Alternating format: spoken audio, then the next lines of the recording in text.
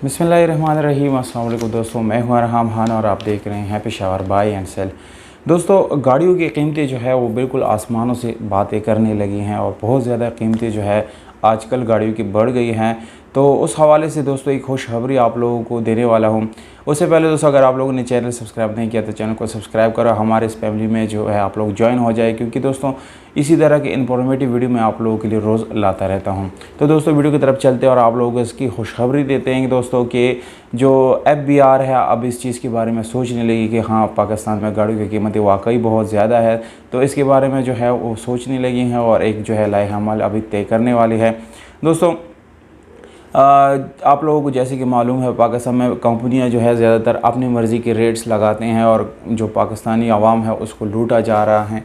तो यानी ये एक माफिया है पाकिस्तान में, पूरा एक माफिया बना हुआ है, काम कर रहा है और कोई पूछगछ नहीं है, कोई पूछने वाला इन लोगों से नहीं है। तो दोस्तों अभी इंशाल्लाह इस हफ़्ते या अगले हफ़्ते FBR और MOIB जो है वो एक मीटिंग करने जा रही हैं कि ये जो टैक्सेस है गाड़ियों के ऊपर, जैसे कि दोस्तों सपोज़ एक गाड़ी 19 लाख रुपए एक कंपनी में बन जाती हैं पर वो मार्केट में 22-23 लाख की सेल होती है। तो दोस्तों उस पर इतना ज़्यादा टैक्स आ जाता है और इतना उसका कंपनी की तरफ से भी वो महंगी आती है, जबकि दूसरे मुल्कों में यानी दूसरे ममालिक में जो गाड़ी सपोज़ आपको 10 लाख में मिलती है तो वो पाकिस्तान में 16-17 लाख की मिलती है। तो दोस्तों इस चीज़ को कंट्रोल करने के लिए FBR और MOIB जो है वो एक मीटिंग करनी जा रही है, जिसमें 5% टैक्सेस जो है वो भी कम हो जाएगी, जबकि इसकी जो जांच पड़ताल है यानी वो भी कंपनियों की तरफ से जो है यानी कंपनियों के साथ की जाएगी और उसकी जो प्राइसेस है वो भी बिल्कुल कंट्रोल होगी। यानी हुकूमत दोस्तों अब इस चीज़ के बारे में जो है जान चुकी हैं कि अभी हमको यानी प्राइसेस के बारे में सोचना चाहिए, कंट्रोल करना चाहिए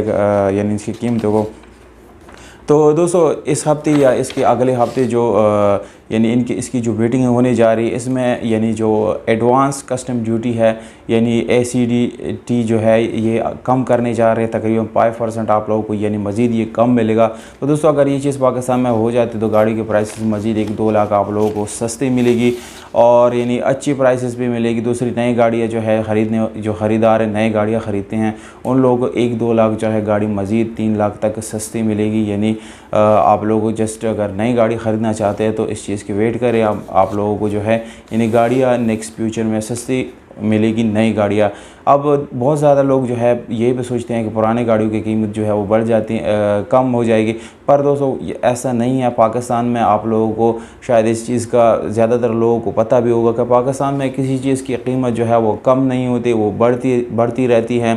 सपोज़ 10 लाख की गाड़ी है, आज आपने 10 लाख में करोला ख़रीद लिया तो 5 साल बाद वो गाड़ी 18 लाख की हो जाए। तो फिर अगर 18 लाख में से एक कम हो जाता है इट्स मीन्स गाड़ी तो फिर भी सस्ती नहीं हुई है, यानी जो 10 लाख की है वो भी तुम्हें 13-14 लाख में मिलेगी बाद में। तो दोस्तों यानी पुरानी गाड़ियों की कीमतें वही रहेगी, जस्ट नए गाड़ियों में आप लोगों को जो है 5% टैक्स जो है वो कम होने जा रहा है। हुकूमत इस चीज़ के बारे में बिल्कुल सीरियस है। तो दोस्तों उम्मीद करता हूँ अभी आप लोगों को जो है इस चीज़ का यानी अंदाज़ा हो गया होगा कि फ्यूचर में जो है नई गाड़ियाँ हमको कैसे सस्ती मिल रही हैं। तो दोस्तों इस चीज़ को आप लोग जान चुके हैं कि 5% टैक्स जो है वो हुकूमत हटा रही है। नेक्स्ट मीटिंग के दौरान ये बात डिस्कस होने जा रही है। तो दोस्तों इंशाल्लाह फिर टैक्सेस जो है वो मज़ीद आप लोगों को कम पे करना पड़ेगा। तो उसी हिसाब से आप लोगों को यानी जो गाड़ियाँ है वो 5% टैक्स कम देने की वजह से आप लोगों को जो है सस्ती पड़ जाएगी। तो दोस्तों उम्मीद करता हूँ आप लोगों को ये वीडियो बिल्कुल पसंद आई होगी, इन्फॉर्मेशन आप लोगों को अच्छी लगी हो।